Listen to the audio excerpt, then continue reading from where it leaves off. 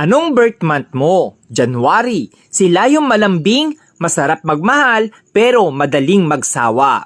Habang nasayo pa, sulitin mo na. February. Sila yung super moody, madaling ma-inlove, madali ring makamove on. Sweet, ma-effort, lalo na pag mahal niya talaga. March. Sila yung malambot ang puso, madaling lambingin, masarap mahalin, pero grabe kung magalit, mabilis mag-move on.